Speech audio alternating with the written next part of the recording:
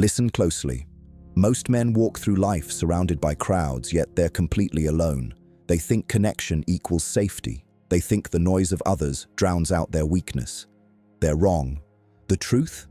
The crowd is your cage. The opinions of others are chains. And every moment you spend seeking validation is a moment you give away your power. I'm not here to comfort you. I'm here to wake you up. Because somewhere deep inside, you already know this. The world doesn't reward the agreeable. It rewards the unbreakable. And today, you're going to learn what that really means. You see, Machiavelli understood something most men refuse to accept. Power isn't given, it's taken. Not through force alone, but through mindset. Through the deliberate choice to walk a path others are too afraid to travel. The path of solitude, of deep thinking, of calculated action. This isn't about being cold for the sake of it. This is about being untouchable. So right now, in the comments, I want you to write one phrase: I walk alone. Not because you're lonely, but because you've chosen strength over comfort. Do it now. Commit. If you're ready to dive deeper into this mindset, hit that subscribe button and turn on notifications. We're building something powerful here on Machiavellian Mind, and I don't want you to miss a single lesson. Let's walk this path together. Number 2. The power of solitude. Your greatest weapon. Solitude isn't loneliness. Loneliness is what weak men feel when they're abandoned by the crowd. Solitude is what powerful men choose when they realize the crowd has nothing to offer. There's a difference, and that difference separates the kings from the slaves. When you walk alone, you think clearly. No distractions, no voices polluting your judgment, no weak friends dragging you into their mediocrity.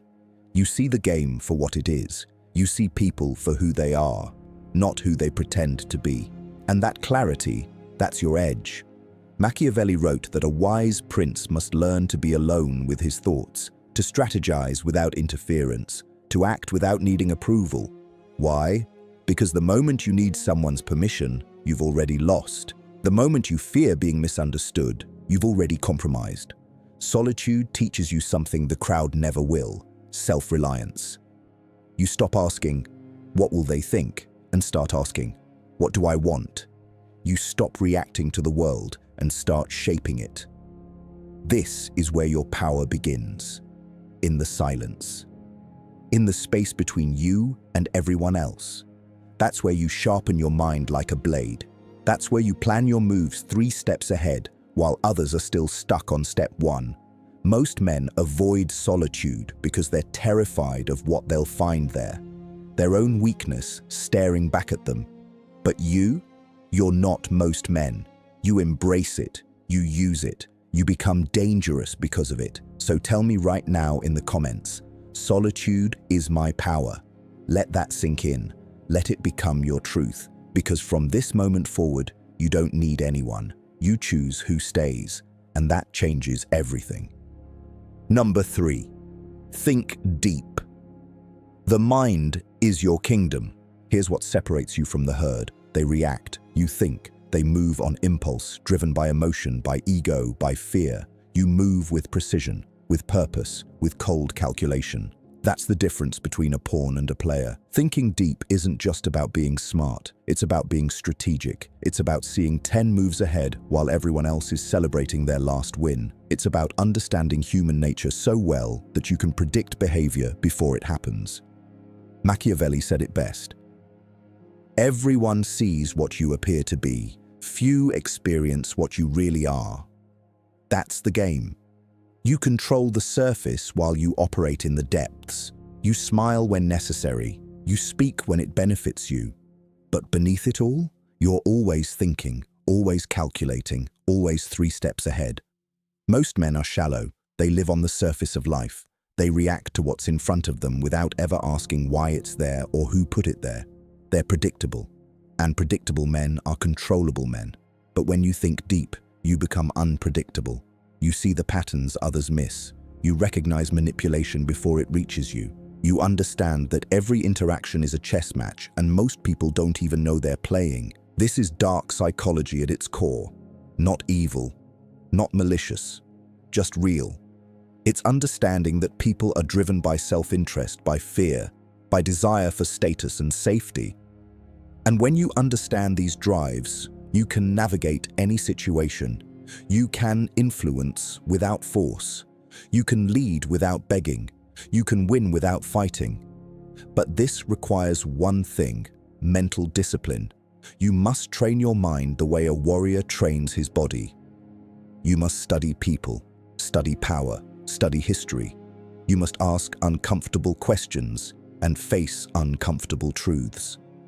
Because comfort is the enemy of depth, and depth is where your real power lives. In the comments right now, write this: I think deeper than they can see. Own that. Because while they're distracted by the surface, you're building an empire in the shadows. And by the time they notice, it's already too late. Number 4, strike hard. Execution separates dreamers from kings. Thinking deep means nothing if you don't act. 0. All the strategy in the world, all the planning, all the isolation and reflection, it's worthless without execution. This is where most men fail. They think, they plan, they prepare, and then they hesitate, they second guess, they wait for the perfect moment that never comes. And while they're waiting, someone else takes what should have been theirs. Machiavelli understood this brutally well. It is better to act and repent than not to act and regret. When you strike hard, not recklessly, not emotionally, but decisively, with the full weight of your preparation behind you. You don't announce your moves. You don't warn your enemies. You don't give people time to prepare defenses against you. You move in silence, and you move with force. This is the essence of power. The world respects action, not intention, not potential. Action, results, outcomes. You can have the best ideas in the room, but if someone else executes a mediocre idea first, they win. Speed and decisiveness beat perfection every single time. And here's the part most people won't tell you. When you strike hard, you create fear. Not the kind of fear that comes from being a tyrant, but the kind that comes from being formidable. People learn quickly that you're not someone to test, that you don't bluff, that when you make a move, it's calculated and it's final. This creates respect, it creates space, it creates power. But striking hard also means knowing when to strike. This isn't about constant aggression. That's foolish. That's chaos. This is about patience combined with explosive action. You watch, you wait, you gather information. And when the moment is right, when your opponent is exposed, when the opportunity is maximum and the risk is calculated, you move. And you don't stop until the objective is achieved. Most men strike soft, they half commit. They leave themselves an exit in case things go wrong. And because of that, they never fully succeed. They're always 1 foot in, 1 foot out, always ready to retreat, always making excuses. But you commit fully. You burn the boats. You understand that hesitation is death and that half measures breed half results.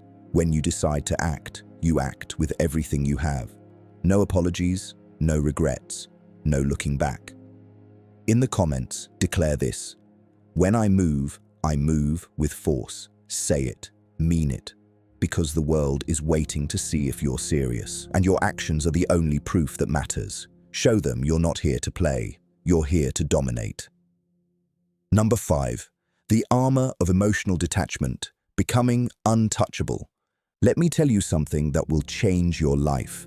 Your emotions are not your friends. They're not your guide. They're weapons other people use against you. Every time you react emotionally, you hand someone else the remote control to your life. Every time you let anger, fear, or need dictate your decisions, you become predictable. And predictable men are weak men. This is where masculine stoicism meets Machiavellian strategy. You must learn to detach, not because you're heartless, but because you're strategic.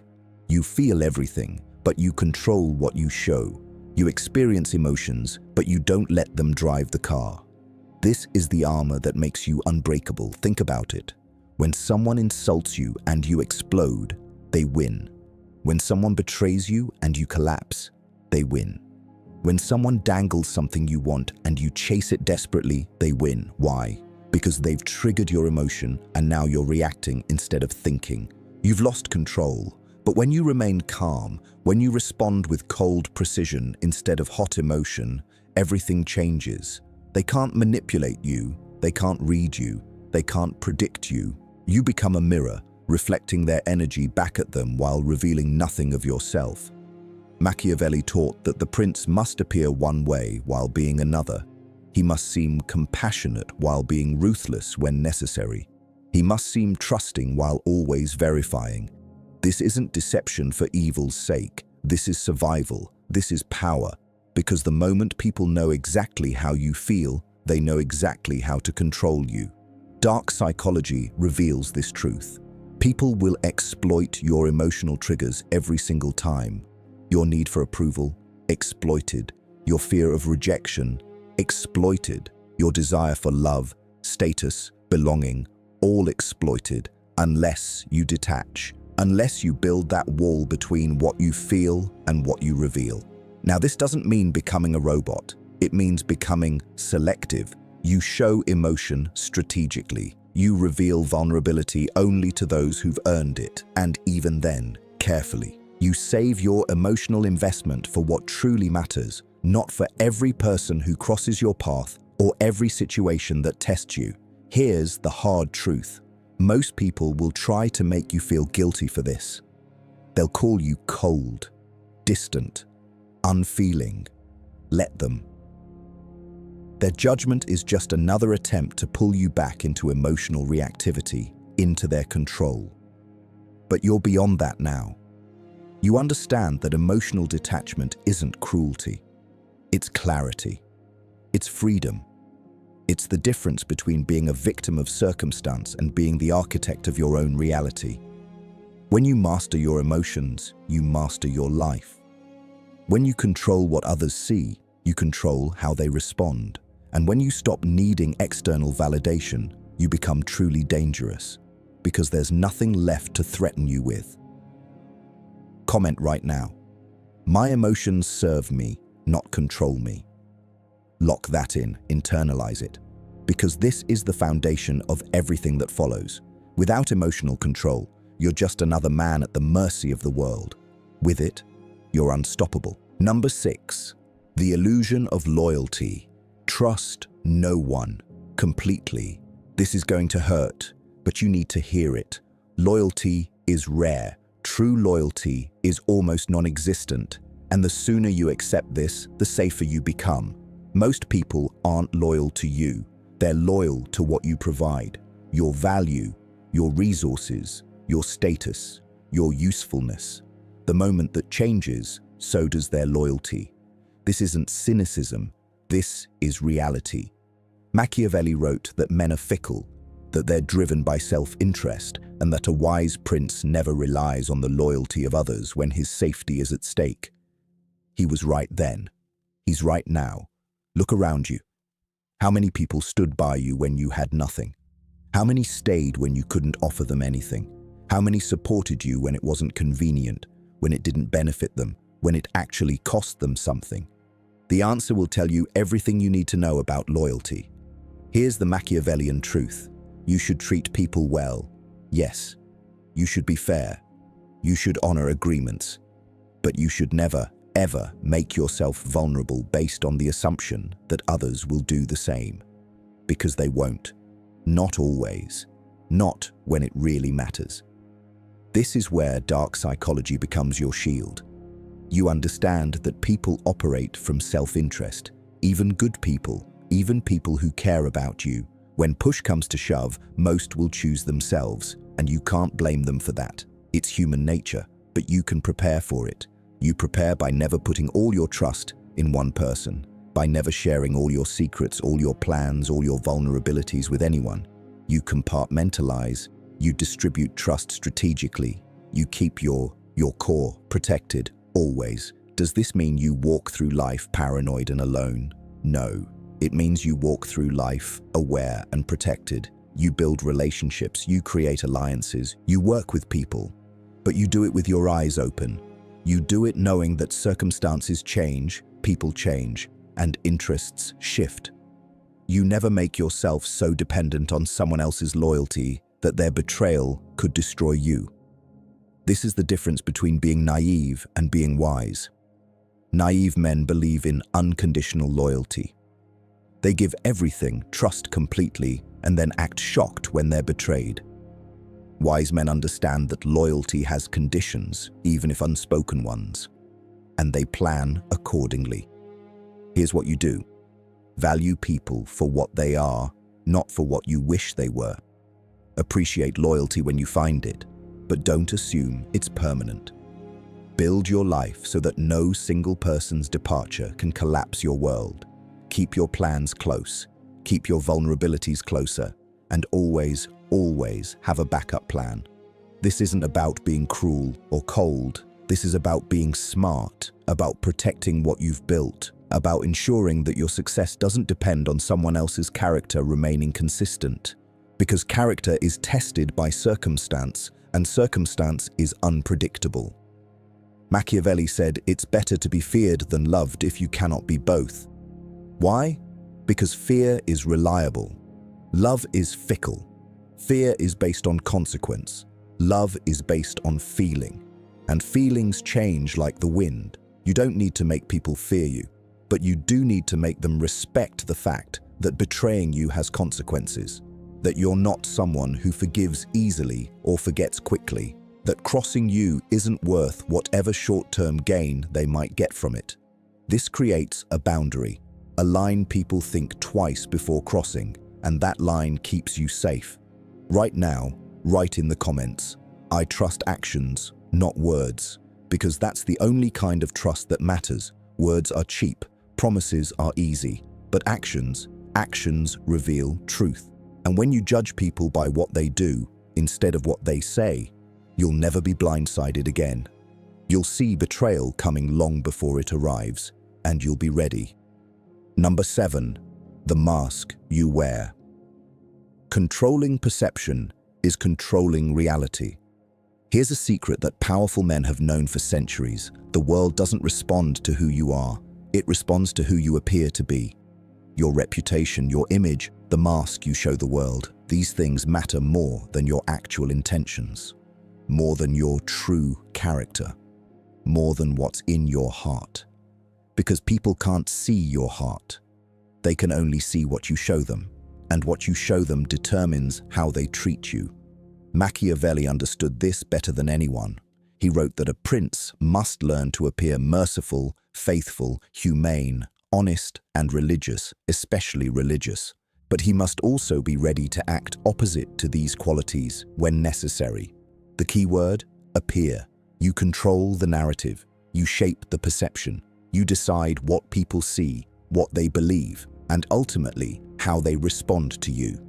This is the ultimate form of power, not force, not wealth. Control over perception. Think about it. Two men with identical skills, identical intelligence, identical resources, but one knows how to present himself. He dresses sharp. He speaks with confidence. He controls his reactions. He creates an aura of competence and authority. The other, equal in ability but careless with his image, sloppy, reactive, transparent. Who gets the opportunities? Who gets the respect? Who gets the power? The one who controls perception. Every single time. This is dark psychology at work. People make judgments in seconds. They decide if you're strong or weak, competent or incompetent, trustworthy or suspicious, all based on surface-level cues. Your body language, your tone, your appearance, the energy you project. And once that judgment is made, it's incredibly difficult to change. So you must be intentional, strategic, deliberate about every aspect of how you present yourself. This doesn't mean being fake. It means being selective about what you reveal and when you reveal it. You don't show weakness to people who haven't earned your trust. You don't reveal your full hand to people you're negotiating with. You don't expose your insecurities to those who might use them against you. You wear the mask that serves your purpose. In business, you're confident and decisive. In conflict, you're calm and unmoved. In social settings, you're charming but mysterious. You give people what they need to see, nothing more. And here's where it gets powerful. When you control what people see, you control how they feel about you. And when you control how they feel, you control how they act toward you. They treat you according to the image you've projected. If you project strength, they approach you with respect. If you project weakness, they approach you with contempt or pity. It's automatic, it's unconscious, and it's completely within your control. But the mask must be consistent. This is crucial. You can't be strong on Monday and desperate on Tuesday. You can't be confident in public and needy in private, not if those private moments can become public. The mask must hold, always. Because the moment it slips, the moment people see the contradictions, your power evaporates.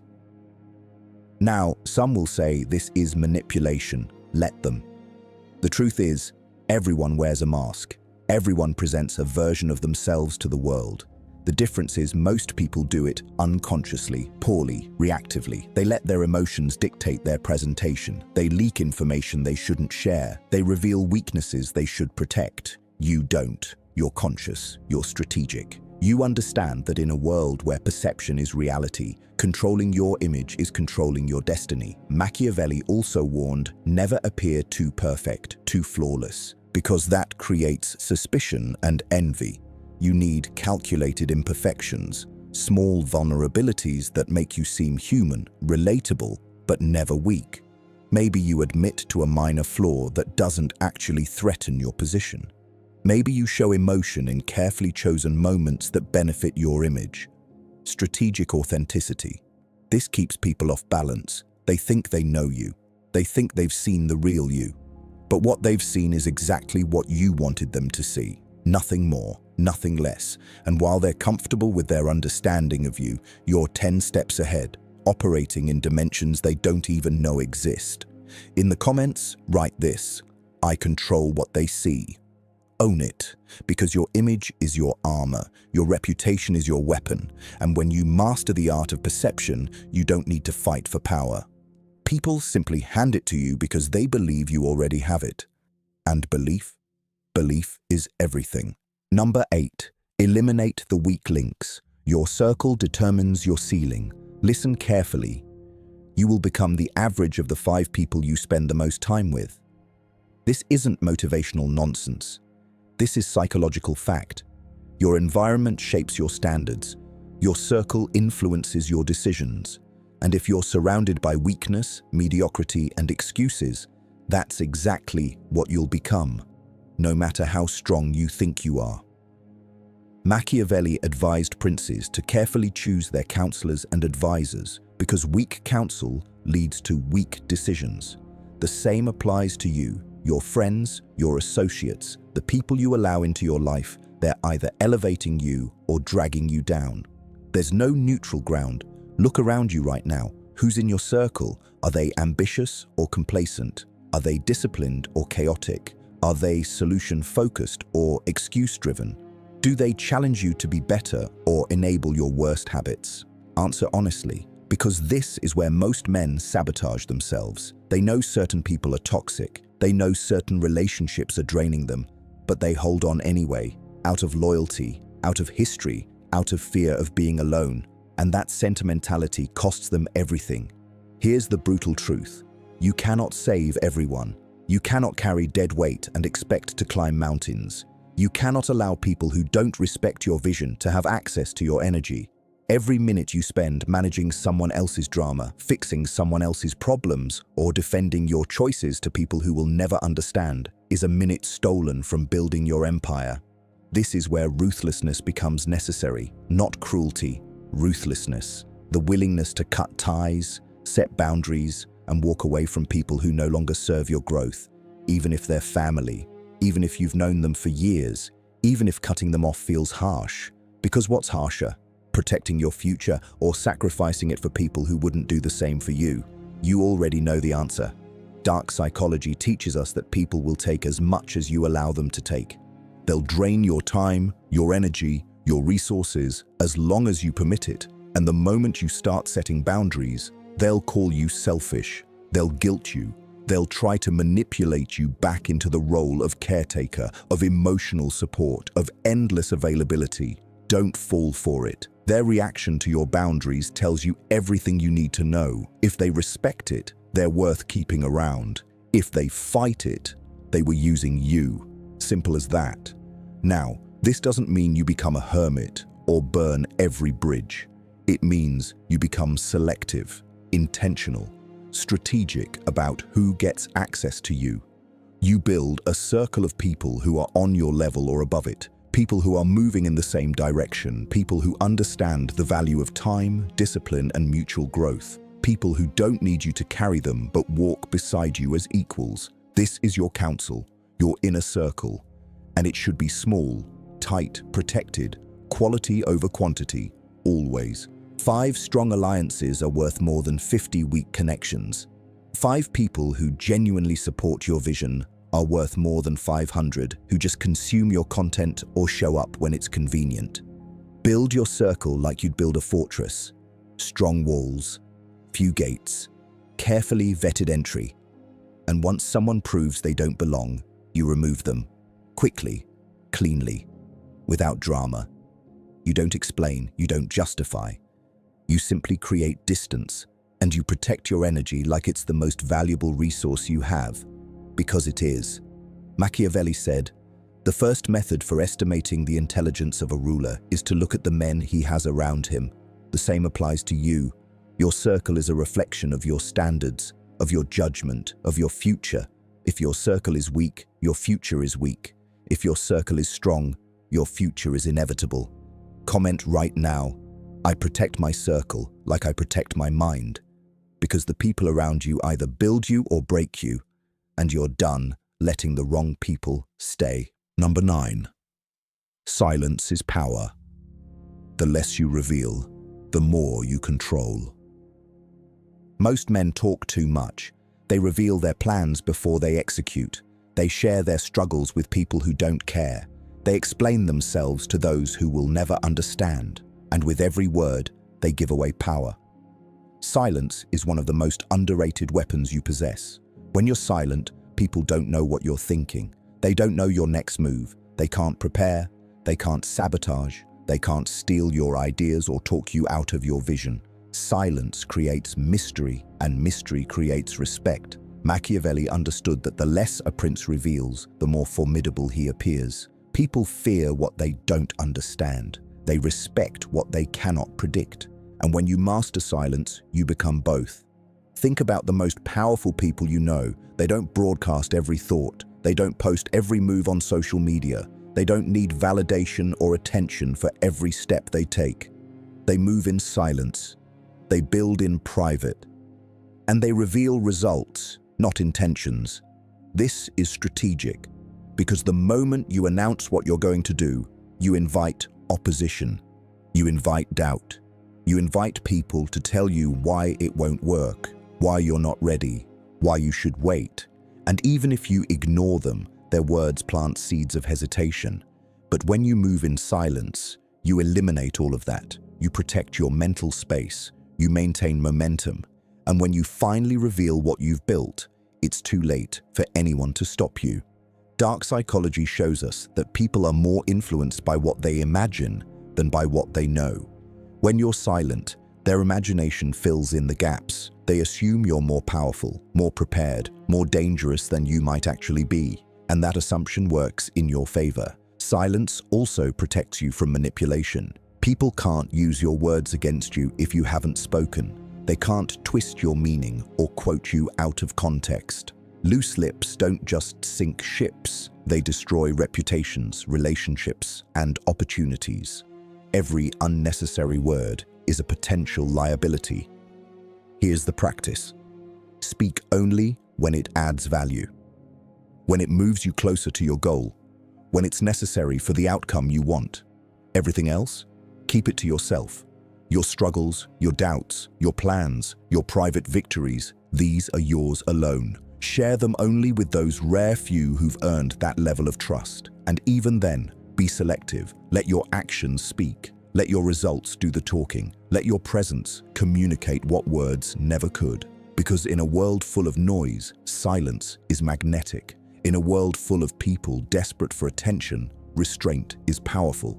When everyone else is shouting, the man who remains calm and quiet commands the room. That's you now. You don't need to announce yourself. You don't need to prove anything to anyone.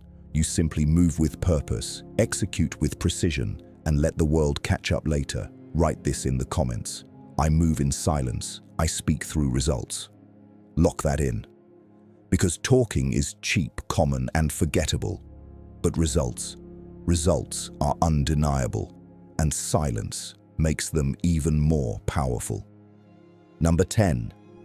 The final truth. You are already unbreakable. Here's what you need to understand. Everything I've told you, you already knew. Deep down.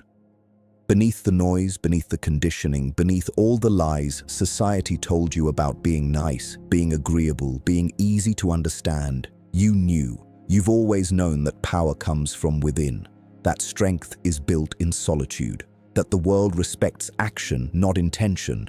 You've always known that most people can't be trusted completely, that your image matters, that your circle determines your trajectory, that silence is strategic. You knew all of this. You just needed permission to accept it, to live it, to become it. So here's your permission. You don't owe anyone your vulnerability. You don't owe anyone your energy. You don't owe anyone an explanation for choosing yourself, for walking alone, for thinking deeper than they can see. This path, the Machiavellian path, it's not easy. It's not popular. People will misunderstand you. They'll call you cold, calculated, distant. Let them. Their judgment is irrelevant. What matters is this: you're building something unbreakable, a mind that can't be manipulated, a presence that can't be ignored, a life that can't be controlled by anyone but you. You walk alone because you're strong enough to. You think deep because you refuse to be predictable. You strike hard because hesitation is death. And you do all of this not out of anger or bitterness, but out of clarity, out of self-respect, out of the understanding that in this world, you're either the architect of your reality or a victim of someone else's. You've chosen to be the architect. Now comment one final time. I am unbreakable. Say it, mean it, live it. And if this resonated with you, hit that like button, subscribe to Machiavellian Mind, turn on notifications, because this is just the beginning. Welcome to power, welcome to clarity, welcome to becoming untouchable.